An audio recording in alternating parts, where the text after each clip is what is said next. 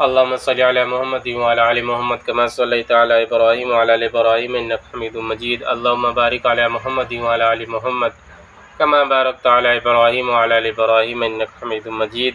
بسم اللہ الرحمن الرحیم. ایک بزرگ رحمۃ اللہ علیہ فرماتے ہیں کہ میں ایک سال سخت ترین گرمی کے زمانے میں حج کو چلا. لو بڑی شدت سے چلتی تھی. ایک دن جب کہ میں وسطی حجاز میں پہنچ گیا، اتفاقاً قافلے سے بچھڑ گیا اور مجھے کچھ غنودگی سی آ گئی. دفعتاً آنکھ جو کھلی تو مجھے اس جنگل بیاباں میں ایک آدمی نظر آیا، تو میں نے جلدی اس کی طرف چلا. دیکھا تو ایک کمسن لڑکا تھا جس کے داڑھی بھی نہ نکلی تھی اور اس قدر حسین کہ گویا 14ویں رات کا چاند ہے، بالکل دوپہر کا سورج. اس پر ناز و نعمت کے کرشمے چمک رہے ہیں.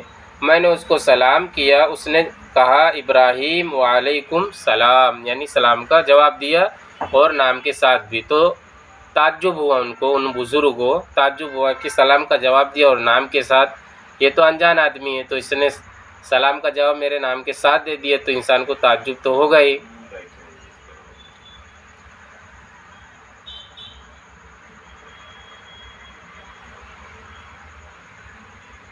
اس نے کہا ابراہیم وعلیکم السلام. میرا نام لینے پر مجھے انتہائی حیرت ہوئی اور مجھ سے سکوت نہ ہو سکا. میں نے بڑے تعجب سے پوچھا کہ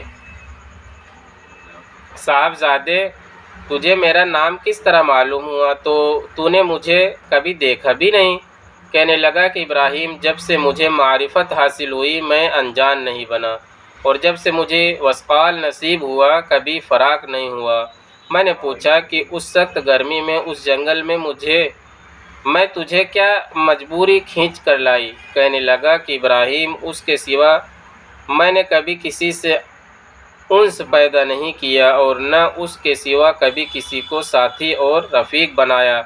میں اس کی طرف بالکل منقطع ہو چکا ہوں اور اس کے معبود ہونے کا اقرار کر چکا ہوں. میں پوچھا کہ تیرے کھانے پینے کا ذریعہ کیا ہے؟ کہنے لگا کہ محبوب نے اپنے ذمے لے رکھا ہے. میں نے کہا خدا کی قسم، مجھے ان عوارض کی وجہ سے جو میں نے ذکر کیے تیرے جان کے ہلاک ہو جانے کا اندیشہ ہے. تو اس نے روتے ہوئے کہ اس کی آنکھوں سے آنسو کی لڑی موتیوں کی طرح اس کے رخساروں پر پڑ رہی تھی. چند شعر پڑھے جن کا ترجمہ یہ ہے: کون شخص ڈرا سکتا ہے مجھ کو جنگل کی سختی سے؟ حالانکہ میں اس جنگل کو اپنے محبوب کی طرف چل کر قطع کر رہا ہوں، یعنی پار کر رہا ہوں، کاٹ رہا ہوں، اور اس پر ایمان لا چکا ہوں.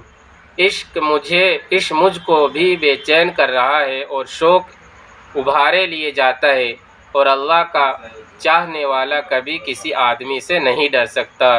اگر مجھے بھوک لگے گی تو اللہ کا ذکر میرا پیٹ بھرے گا، اور اللہ کی حمد کی وجہ سے میں پیاسا نہیں ہو سکتا. اور اگر میں ضعیف ہوں تو اس کا عشق مجھے حجاز سے خراسان تک، یعنی یورپ سے پچھم تک لے جا سکتا ہے. تو میرے بچپن کی وجہ سے مجھے حقیر سمجھتا ہے. اپنی ملامت کو چھوڑ، جو ہونا تھا ہو چکا.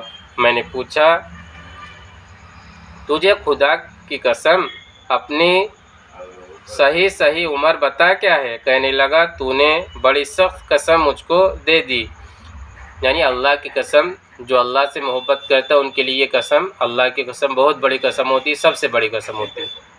اس نے کہا تو نے مجھے بہت بڑی قسم دی ہے جو میرے نزدیک بہت ہی بڑی ہے. میری عمر 12 برس کی ہے. پھر وہ کہنے لگا کہ ابراہیم، تجھے میری عمر پوچھنے کی کیا ضرورت پیش آئی؟ میں نے بتا تو دی ہے. میں نے کہا مجھے تیری باتوں نے حیرت میں ڈال دیا. کہنے لگا اللہ کا شکر ہے، اس نے بڑی نعمتیں عطا فرمائیں، اور اللہ کا فضل ہے کہ اس نے اپنے بہت سے مومنوں بندوں سے افضل بنایا. ابراہیم رحمۃ اللہ علیہ کہتے ہیں کہ مجھے اس کی حسن صورت اور حسن سیرت اور اس شیریں کلام پر بڑا ہی تعجب ہوا. میں نے کہا سبحان اللہ، حق تعالی شانہ نے کیسی کیسی صورتیں بنائیں۔ اس نے تھوڑی دیر نیچے کو سر جھکا لیا، پھر اوپر کی طرف منہ اٹھا کر بہت ترچھی کڑوی نگاہ سے مجھے دیکھا اور چند اشعار پڑھے جن کا ترجمہ یہ ہے: اگر میری سزا جہنم ہو تو میرے لیے ہلاکت ہے، اور اس وقت میرے یہ رونق اور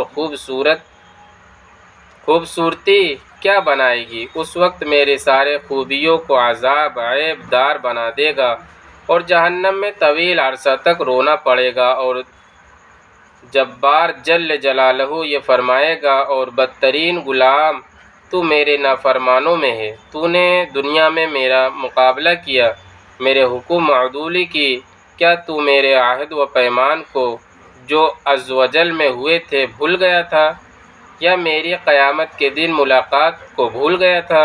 اے ابراہیم، تو اس دن دیکھے گا کہ فرما برداروں کے منہ 14ویں رات کی چاند کی طرح چمک رہے ہوں گے، اور حق تعالی شانہ اپنے اوپر سے انوار کے پردے ہٹا دیں گے، جس کی وجہ سے یہ فرما بردار اس ذات پاک کی زیارت سے ایسے مبہوت ہو جائیں گے کہ اس کے مقابلے میں ہر نعمت اور ہر راحت کو بھول جائیں گے، اور حق تعالی شانہ ان فرما برداروں کو ہیبت اور خوشنودی کا لباس پہنائیں گے، اور ان کے چہروں کو رونق اور شادابی عطا ہوگی۔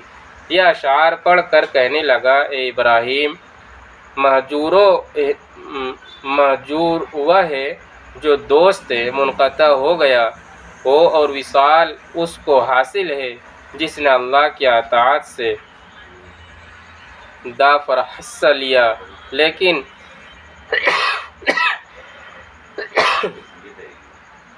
ابراہیم اپنے رفتہ سفر سے بچھڑ گئے ہو؟ میں نے کہا ہاں، میں ایسا ہی رہ گیا۔ تجھ سے اللہ کے واسطے سوال کرتا ہوں کہ تو میرے لیے دعا کرے کہ میں اپنے ساتھیوں سے جا ملوں۔ میرے اس کہنے پر لڑکے نے آسمان کی طرف دیکھا اور کچھ آہستہ آہستہ زبان سے کہا کہ مجھے اس کے ہونٹ حرکت کرتے ہوئے معلوم ہوئے۔ اس وقت مجھے دفعتاً نیند کا جھونکا سا آیا، بے ہوشی سی ہوئی۔ اس سے جو میں نے افاقہ پایا تو قافلے کے بیچ میں اونٹ پر اپنے آپ کو پایا، اور میرے اونٹ پر جو میرا ساتھی تھا وہ مجھ سے کہہ رہا تھا: ابراہیم، ہوشیار ہو، سنبھلے رہو، ایسا نہ ہو اونٹ پر سے گر جاؤ۔ اس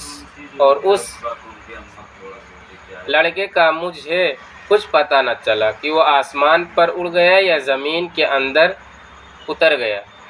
جب ہم سارا راستہ طے کر کے مکہ مکرمہ پہنچ گئے اور میں حرم شریف میں داخل ہوا تو کیا دیکھتا ہوں کہ وہ لڑکا کعبہ شریف کا پردہ پکڑے ہوئے رو رہا ہے اور چند اشعار پڑھ رہا ہے جن کا ترجمہ یہ ہے: میں کعبہ کا پردہ پکڑ رہا ہوں اور بیت اللہ کی زیارت بھی کر رہا ہوں، لیکن دل میں جو کچھ ہے اس کو اور راز کی بات کو تو خوب جانتا ہے۔ میں بیت اللہ کی طرف پیدل چل کر آیا ہوں، کہیں سوار ہی نہیں ہوا، اس لیے کہ میں باوجود اپنی کمسنی کے فریفتہ عاشق ہوں۔ میں بچپن ہی سے تجھ پر مرنے لگا ہوں، جبکہ میں عشق کو جانتا بھی نہ تھا، اور اگر لوگ مجھے ملامت کریں کسی بات پر تو میں ابھی عشق کا طفل مکتب ہوں، اور اللہ اگر میری موت کا وقت آ گیا ہو تو شاید میں تیرے وصل سے بہرہ یاب ہو سکوں۔ اس کے بعد وہ بے اختیار سجدے میں گر گیا اور میں دیکھتا رہا۔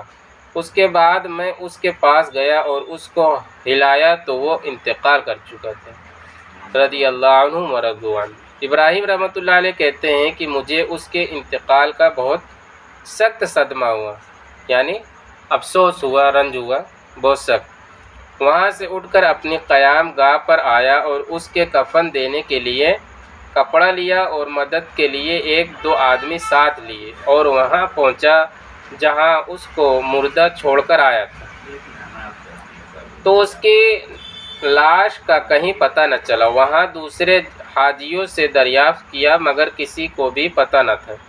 نہ کسی نے اس کو دیکھا، تو میں سمجھا کہ اللہ جل شانہ نے اس کو لوگوں کی آنکھوں سے پوشیدہ فرما رکھا تھا، یعنی چھپا رکھا تھا۔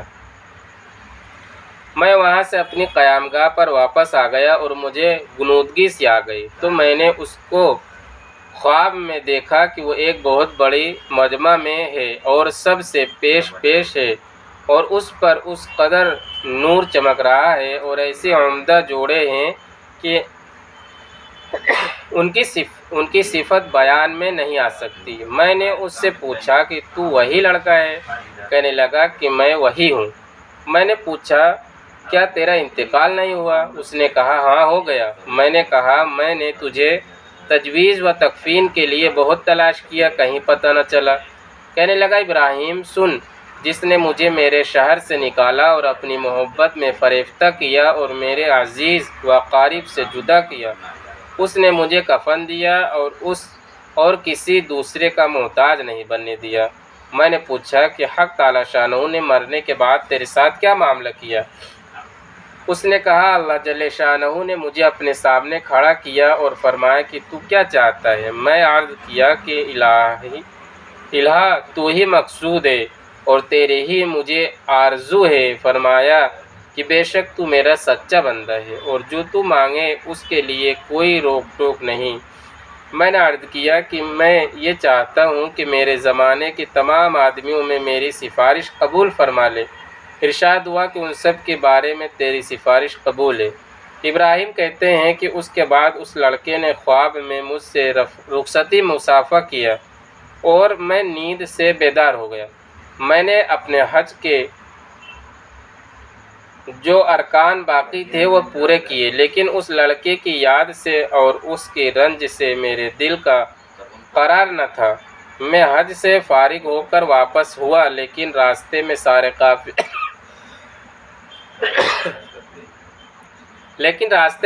قافلے والے یہ کہتے تھے کہ ابراہیم تیرے ہاتھ کی مہک سے ہر شخص حیران ہے کہ کیسی خوشبو آ رہی ہے، اور اس واقعے کی نقل کرنے والے کہتے ہیں کہ مرنے تک ابراہیم کے ہاتھوں میں سے وہی خوشبو آتی رہی۔ اللہم صلی علی سیدنا محمد وعلی آل سیدنا محمد وبارک وسلم۔ جزا اللہ عنا محمد ما هو آلہ صلی اللہ علیہ وسلم برحمتک یا ارحم الراحمین۔